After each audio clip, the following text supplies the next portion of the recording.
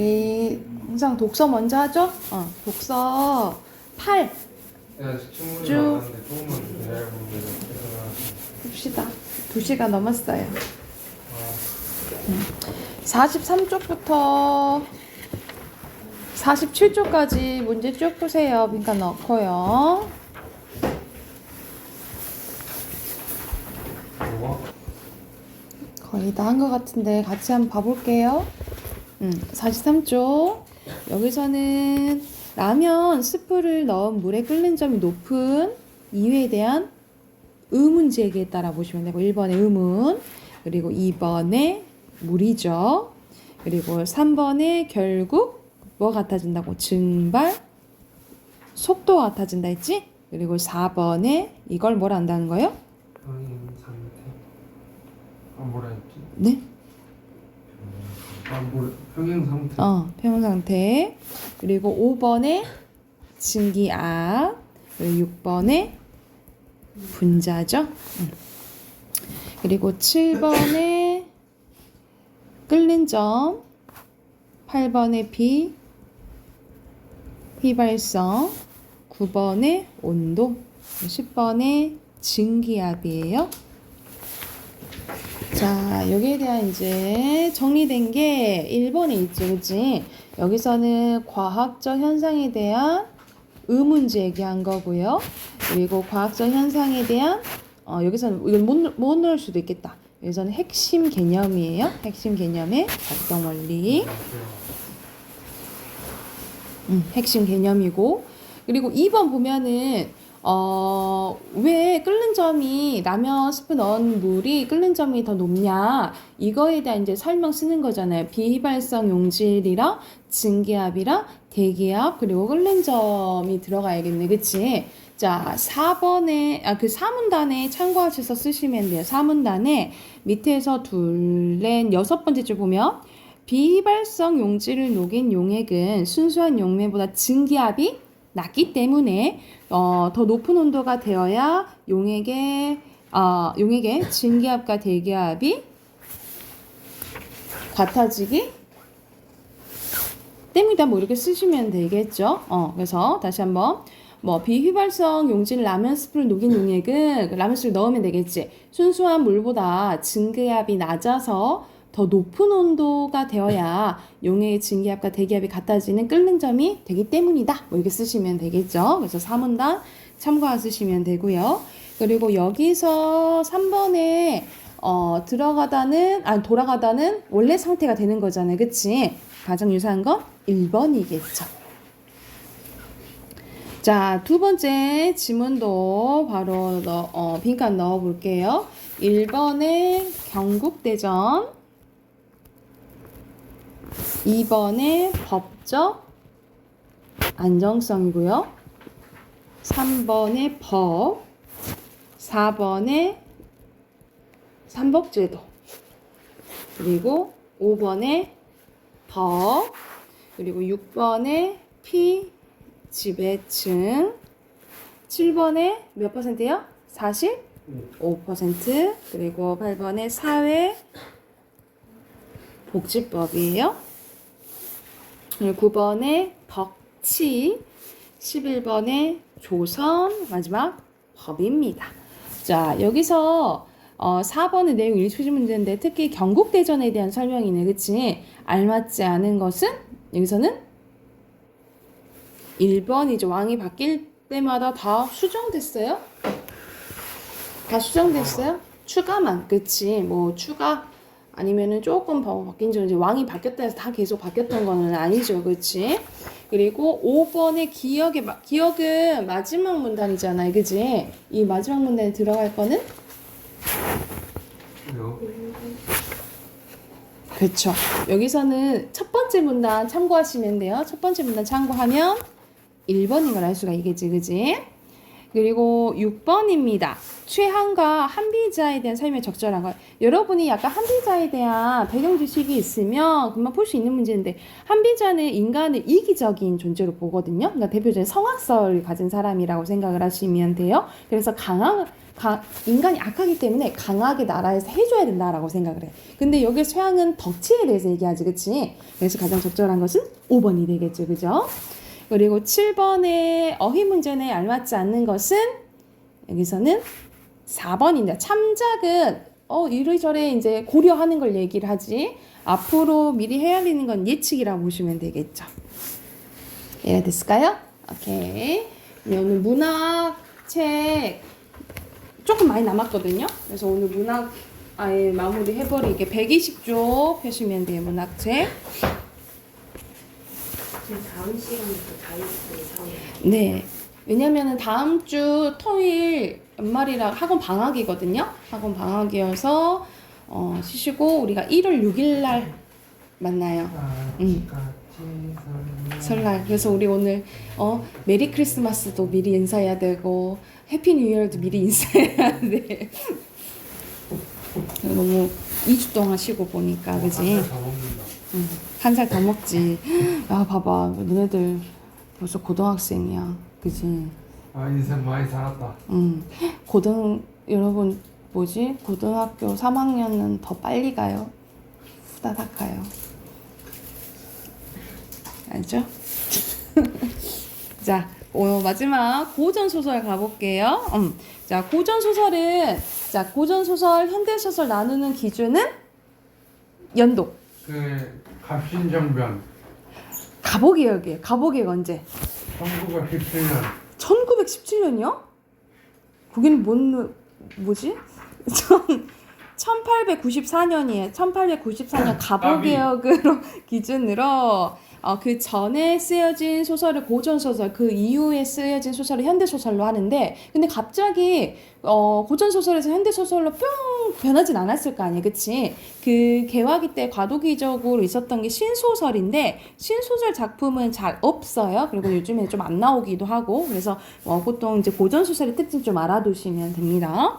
자, 고전 소설의 특징입니다. 먼저 주제는 권선징악. 인과응보, 그러니까는 착한 사람은 복 받고 악한 사람은 벌 받고 그리고 하는 대로 거둔다라고 보시면 되겠죠.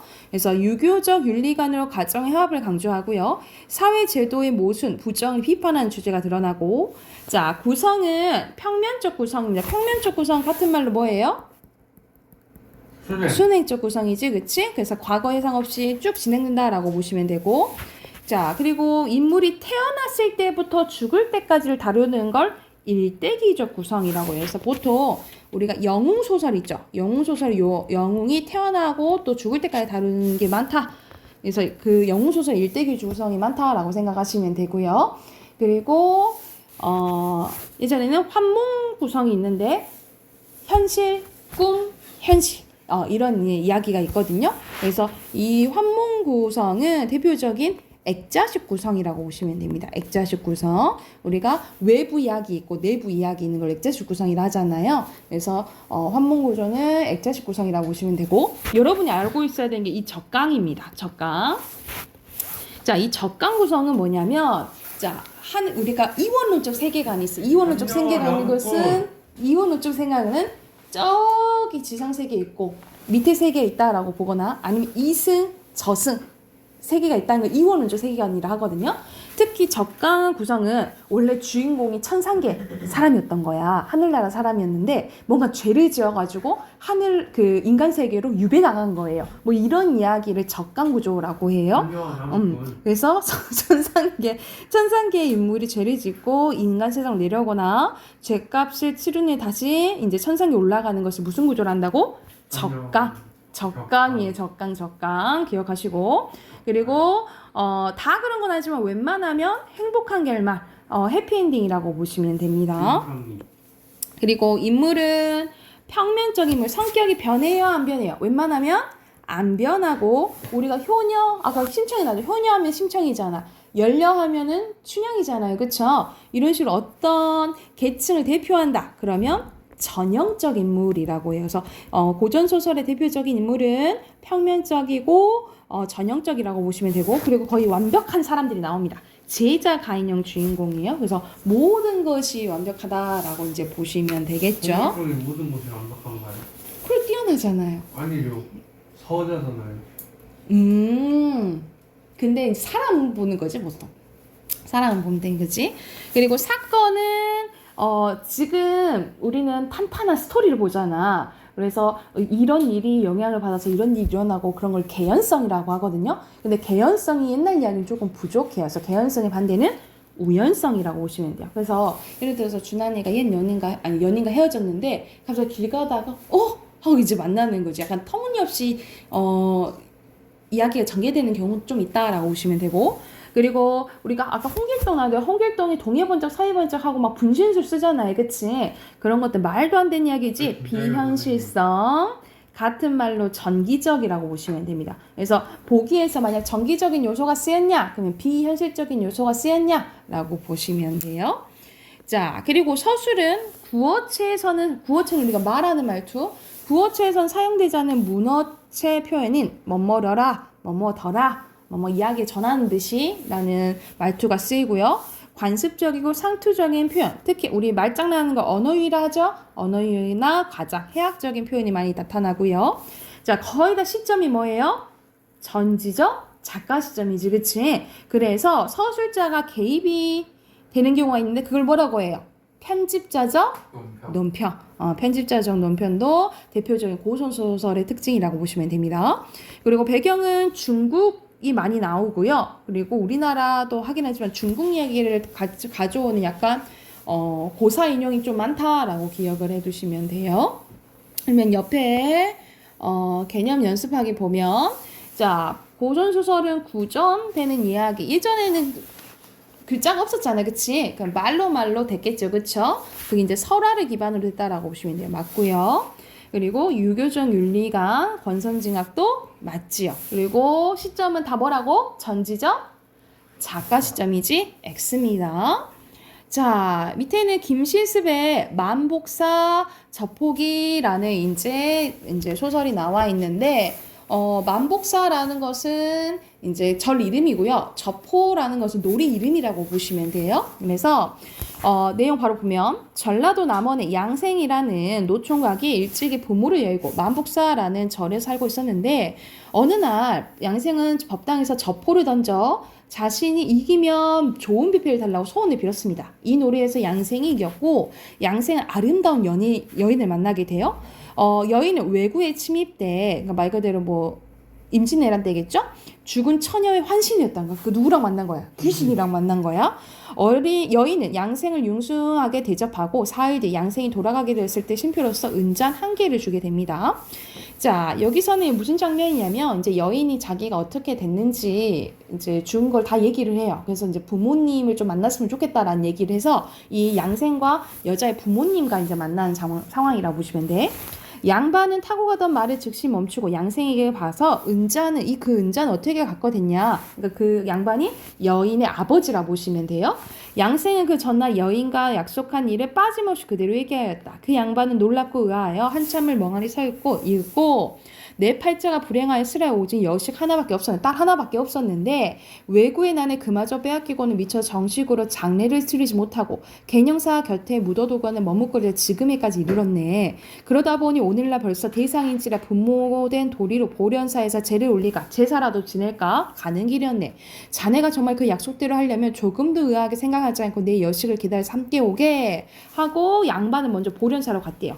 양생은 혼자 서서 그녀를 기다렸는데 과연 약속했던 시간이 되자 그녀는 신하를 데리고 도착했대. 말이 안 되는 거지. 그럼 이건 전체적으로 정기적이다라고 보시면 되겠죠.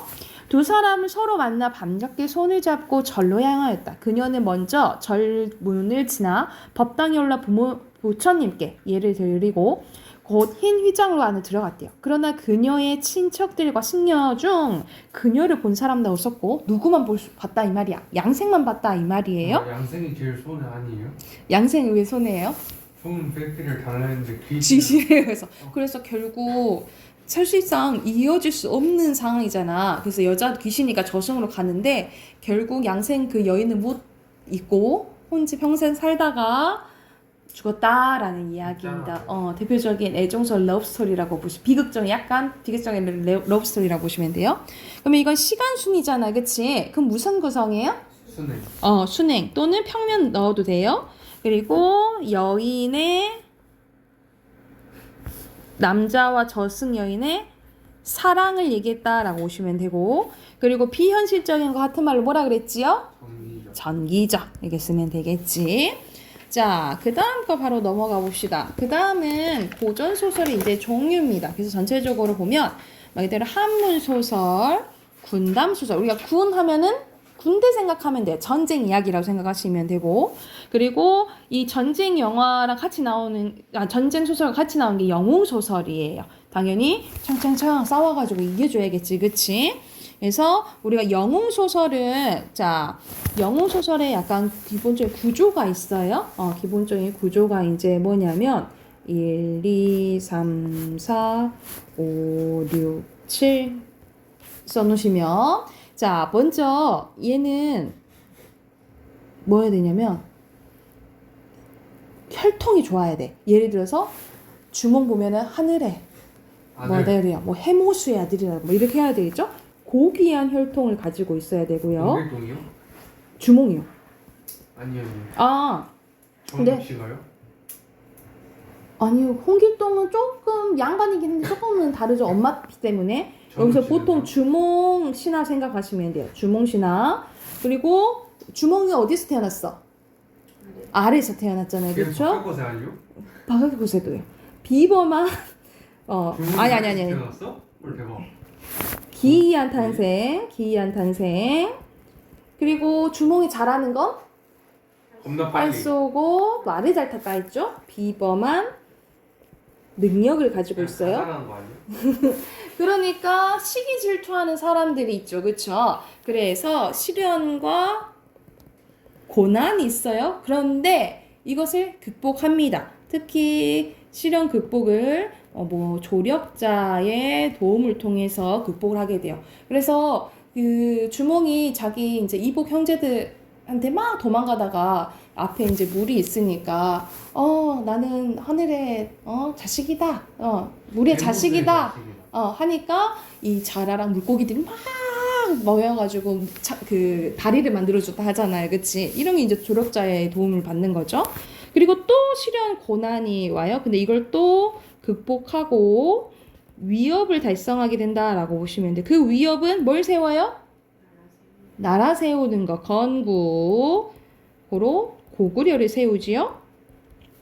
그래서 이게 대표적인 주몽신화를 가져온 영웅 일대기적 구조라고 보시면 돼요. 영웅 일대기적 구조 써놓으십시다. 일대기적 구조라고 보시면 돼요. 이게 대표적인 영웅 소설의 특징이고요. 그 다음에 애정 소설은 말 그대로 러브스토리라고 생각하시면 되고, 가정 소설은 사시남정기는 뭐라고 보시면 되냐면, 여러분 인현왕후랑 숙종 때 인현왕후랑 장희빈 이야기 알잖아요. 그래서 특히 이제 장희빈이 대단한 여자잖아. 그런 천한 출신에서 중정까지 오른 사람이잖아요. 그렇죠? 그리고 결국 왕을 낳았고, 그렇죠? 그런데 결국 잘못한 게 들켜서 사약 먹고 죽잖아. 그래서 처밭에 한눈 팔지 말고 조강지처한테 잘해라 라는 이야기를 담은 게 사시남정기라고 보시면 돼요. 이런 가정소설. 그리고 아까 몽유소설은 몽 들어가면 뭐야? 꿈과 이야기라고 보시면 몽유도 되겠죠. 대표적인 게 그거는 그림이잖아요. 맞아요. 그리고 구운몽이라고 보시면 돼요. 자, 그럼 옆에 또 이제 대표적인 홍계월전인데, 홍계월은 여성 영웅이에요. 여성 영웅이라고 보시면 됩니다. 자, 부모를 잃은 계월은 여공에게 구출된 후 이름을 평국이라고 붙이고, 그러니까 말 그대로 여자로 조선시대는 편히 살아갈 수가 없잖아, 그치? 그래서 얘가 남장을 합니다. 평국이라고 치고, 여공의 아들 보국과 한 스승 밑에서 함께 학문을 배워 과거에 급제하게 돼요. 나라에 큰 반란이 일어나자 계월은 원수, 그리고 보국은 부원수가 됩니다. 그러니까 누가 더 잘 나가? 여자가 더 잘 나가게 되는 거야. 이를 평정하고 계월은 잃었던 부모를 찾게 됩니다. 그 후 계월은 병이 나자 황제는 어이를 보내 치료하게 되는데, 어이는 계월이 여자의 가능성이 있다고 황제에게 아뢰입니다. 이거 여자 진맥인데요. 뭐 이렇게 했겠지, 그치? 이때 평국이 병세가 차차 나으면 생각하되, 어이가 내 맥을 보았으니 본색이 탈로 날지라 이제 할 일이 없으니 여복으로 고쳐 입고 규중에 몸을 감춰 세월을 보내 옳다 아, 탄로 나겠네. 나 이제 물러나야 될까봐 이렇게 생각을 한 거지. 그래서 즉시 남복을 벗고 여복을 입고 부모님을 뵙고 흐느끼며 두 눈에 눈물이 흘러내리기는 부모도 눈물 흘리며 위로하더라. 개월 비감해서 슬퍼해서 우는 고동은 추 9월 연합꽃이 세우는 를 머금은 듯 직유법 나왔네요. 그리고 초승달이 수은을 잠기듯 하며 아립다운 모습은 당대의 제일이라. 이때 개월이 황제께 상소를 올렸거늘 그 자진납세한 거죠. 그래서 상을 보시니 한림학사 겸 대원수 장하 승상 청주후 평국은 머리를 땅에 닿도록 거듭자를 아랩니다. 신첩이 5세 이전에 장사랑 별난의 부모를 잃었고 도적 맹기를 만나서 수중고원이 되올 것을 여공 덕에 살아났지만 여자 행세가에서는 귀중에 늙어 부모 해고를 찾지 못함이되었고 여자 행시를 버리고 남자의 복세하와 황상을 속이었고 조정이 들었사오니 신첩의 죄 죽어도 아깝지 않으며 큰 벌을 각오하고 있기에 유주와 인수를 올립니다. 그래서 임금을 속인 죄 처벌해 주세요. 잘못했어요 하고 이제 상소를 올린 거예요. 그랬더니 평국을 누가 여자를 보았느냐. 고금이 없는 일이다. 비록 세상은 넓으나 문무겸전하고 갈충보국하여 충효상제 지자는 남자라도 믿지 못하리다. 여자나 뱃을 어찌 거두리요. 그러니까는 그러기에는 막 벌하기에는 홍계열이 너무 뛰어요. 너무 잘한 거야. 그래서 이제 황제가 용서해주는 부분이라고 생각하시면 되겠죠. 그래서 여기서는 홍계열이라는 여성의 영웅적 일대기를 보여주는 무슨 소설? 영웅소설. 그리고 조력자 누굴 만나요? 형부. 여공. 여공, 그렇지. 여공을 만나지. 그래서 여기서는 영웅소설이자 전쟁하니까 군담소설도 맞아요. 그리고 여성 영웅의 한계, 벼슬을 거두지 않아요? 그런 말 없잖아요. 그치? 뒤에 용서해 주잖아요. X라고 보시면 되겠죠? 선생님이 이거 말해준 영웅 일대기적 구성이에요. 첫 번째 뭐가 들어가야 돼? 무슨 혈통? 고귀한 혈통. 그리고 비범한 능력. 그리고 여기서는 가족 또는 혈육 뭐 쓰시면 되고요. 그리고 성인, 그러니까 성인이에요. 그리고 마지막에 위협을 달성한다. 이렇게 보시면 되겠죠. 됐을까요? 자, 또 한번 넘어가 봅시다. 자, 124쪽은 판소리계 소설입니다. 여러분 판소리계 소설 많이 했잖아. 판소리계 소설의 오케이 심청전, 신양전, 수군가, 흥부전 뭐 이런 거라고 보시면 되겠죠. 별주부전 맞지? 그래서 이거는 먼저 뭐라고 보시면 되냐면 구조가 입으로 전해진 설화를 기반으로 먼저 판소리가 만들어지고요. 이 판소리를 기반으로 뭐가 만들어져? 판소리계 소설이 만들어지고, 그리고 아까 선생님이 고전소설과 현대소설의 과도기적에 있는 게 신소설이라 했잖아요. 이 신소설까지 이어지는 게 이 판소리계의 구조라고 생각을 하시면 돼요. 자, 판소리는 말 그대로 노래라고 생각하면 되잖아. 그치? 그래서 노래, 안일이, 말, 너름새 같은 말, 발림, 추임새, 얼쑤 이렇게 하잖아요. 그쵸? 이 구성이 돼 있다. 고수가 이제 장구 치면서 얼쑤 좋다 이런 거 이제 좋은 거 넣잖아요. 그쵸? 그 추임새라고 보시면 되고, 자, 판소리계 소설은 말 그대로 판소리를 바탕으로 만들어진 소설로 당연히 노래가 들어가 있으니까 어떤 감이 있는 거야? 약간의 리듬감. 그렇지. 그래서 대체적으로 사음보 율문체 운율이 느껴진다라고 생각을 하시면 되겠죠.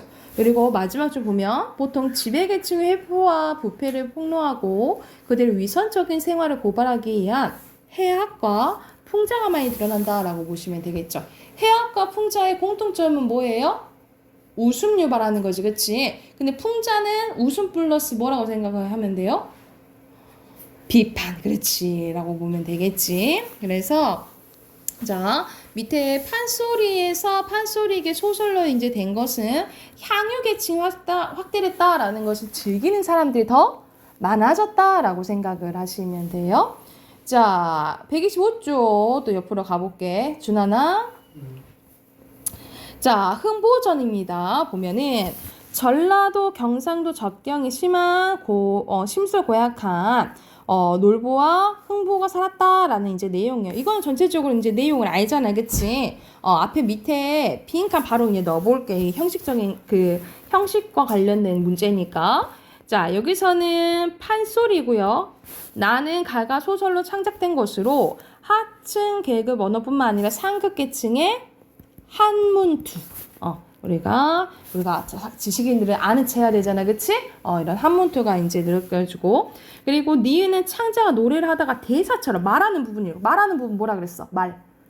구성 요소 중에 말로 하는 건 안일이겠죠? 안일이고. 자, 3번에 나의 소설이 지닌 특징으로 적절하지 않은 건요? 여기서는 판소리계 소설 특징 아닌 거. 좀 이상한 거 있죠? 특정 장면 사실상 강조. 그렇지. 사실성 강조라고 보시면 되겠죠?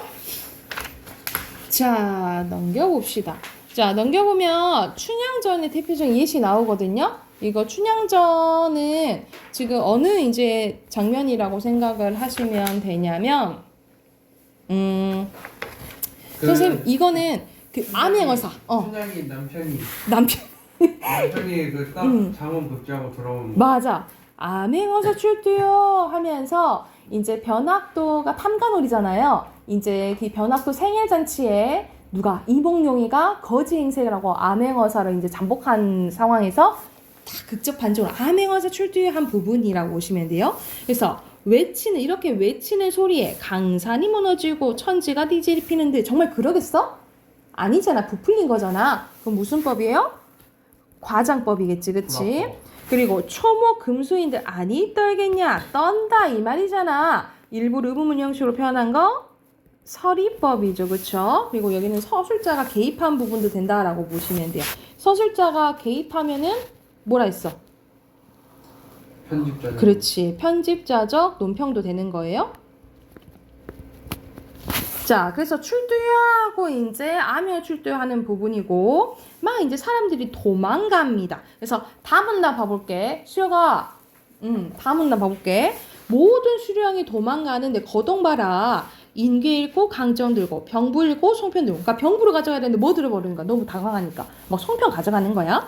탄건 읽고 용수 쓰고 갓 읽고 소반 쓰고 칼집 쥐고 오줌 누기 부서지는 건 검은 고요. 깨지는 것은 북장고라 하면서 비슷한 문장 구조 반복돼서 대구법이고요. 그리고 나열되니까 열거법도 돼요.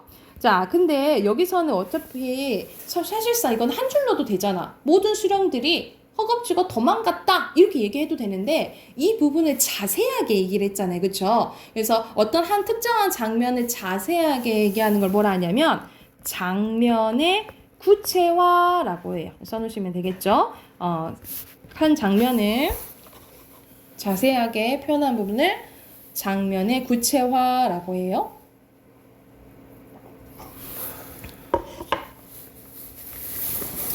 그래서 본관사또, 여기서 본관사또는 변학도예요. 그래서 얘도 당황해가지고 추워라, 문 들어온다, 바람 닫아라, 물 마르다, 목 들으라. 그래서 여기서는 바꿔 얘기했지, 그치? 그래서 이거는 뭐라 생각하시면 되냐면 언어 도치에 의한, 바꾸는 걸 도치라 하죠?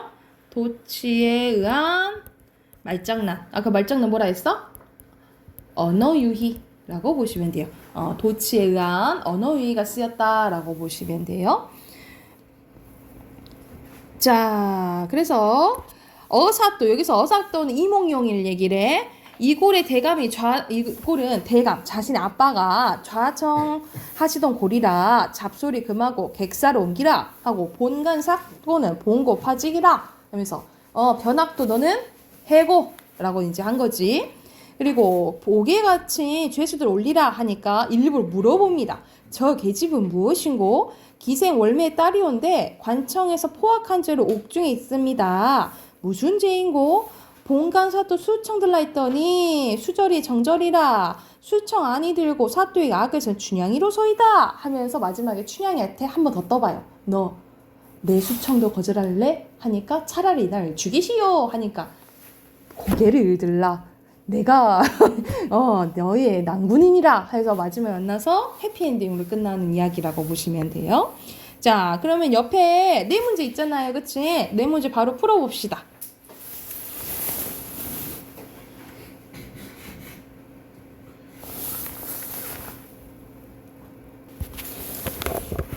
자, 1번에 적절하지 않은 거 여기서는 서술 이건 3인치 전시 작가 시점이잖아요. 그치? 그러면 객관적일 수가 없겠죠? 4번이에요. 그리고 2번에는 잘 봐야 돼. 꼭 필요 없는 게 있어요. 자, 답은 3번인데 창자는 뭐 하는 사람이었어? 노래하는 사람이지, 그치? 근데 노래하는 사람들이 이것들 소품 필요할까? 안 하겠죠, 그쵸? 그래서 창자가 필요한 게 아니고 3번은 쌤이랑 했죠? 뭐라 쓰시면 돼요? 편집자죠? 논평 이렇게 쓰시면 되고 자 4번에 표현 명칭과 효과수를 조건을 맞춰 써야겠지, 그치? 이거는 이제 도치를 활용한 언어 유희로 누굴 이제 우스꽝스럽게 표현하는 거요? 변학도 우스꽝스럽게 표현한 거잖아요, 그치? 그래서 뭐 다급한 상황을 또는 뭐 변학도를 우스꽝스럽게 나타내는 효과가 있다. 뭐 이렇게 쓰시면 되겠죠.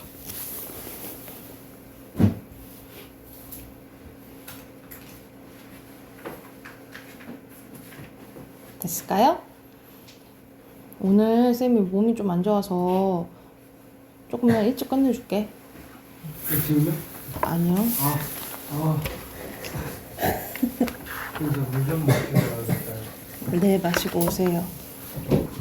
지금 끝난 줄 알아.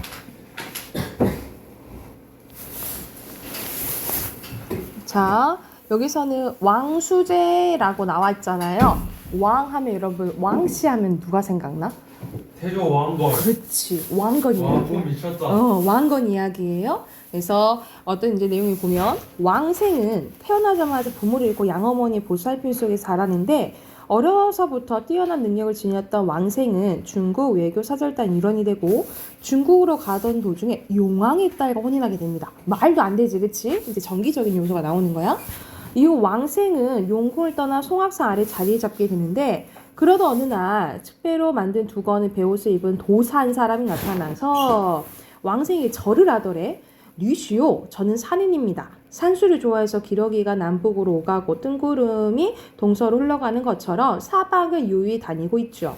그러다 이곳에 이르러 대개 집터를 보니 참으로 천하의 명승지가 아닐 수 없습니다.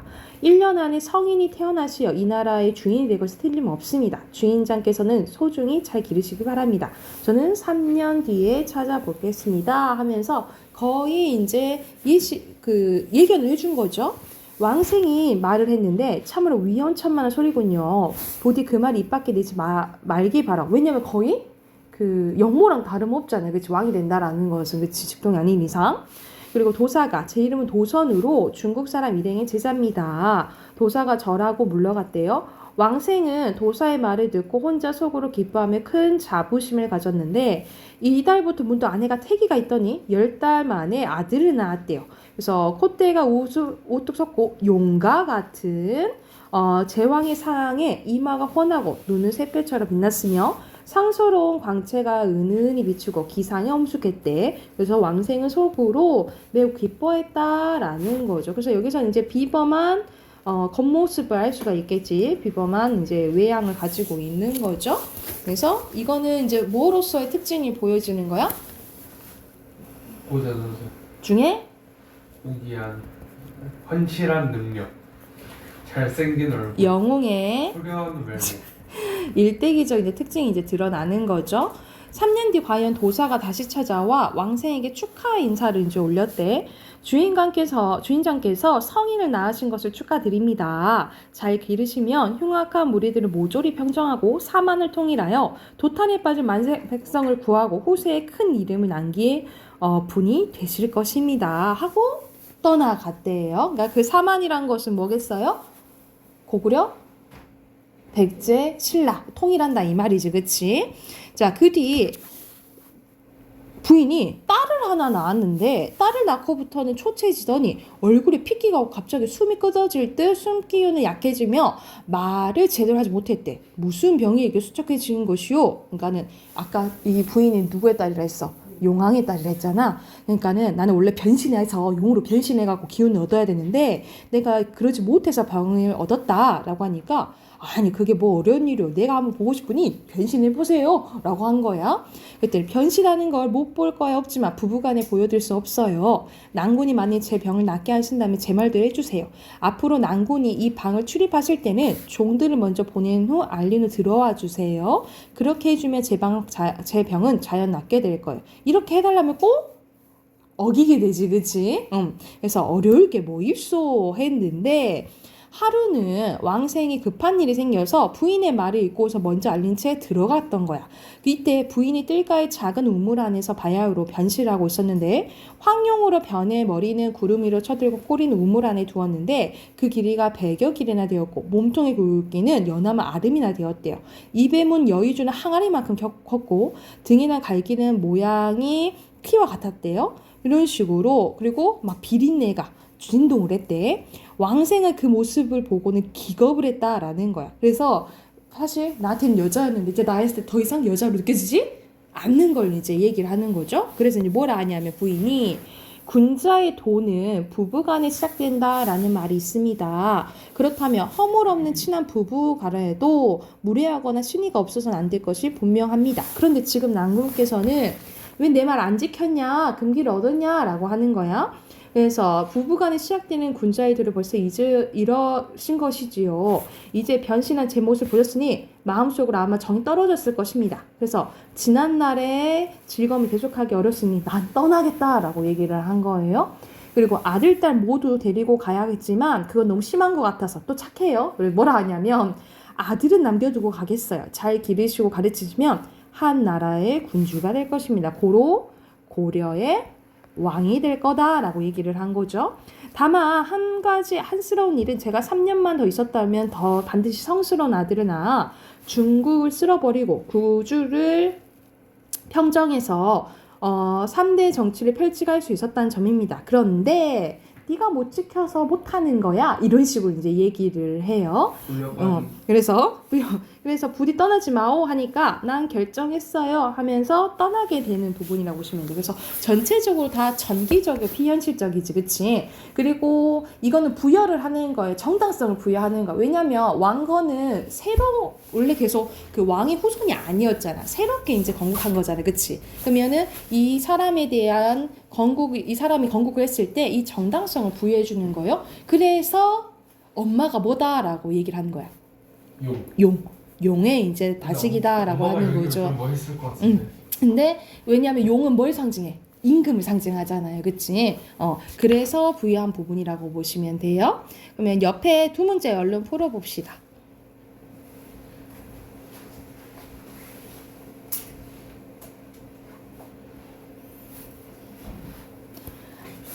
(5번에) 5번 그리고 안 받아들이죠? 떠나지 말라 하잖아요, 그치? 6번에 5번입니다. 오케이, 오늘 수업은 여기까지. 여기까지 우선 하고 여러분 교재 4권 다 챙겨가지고 우리 1월 6일날 보게요. 메리 크리스마스, 해피 뉴 이어. 이거 일단 두고 갈게요.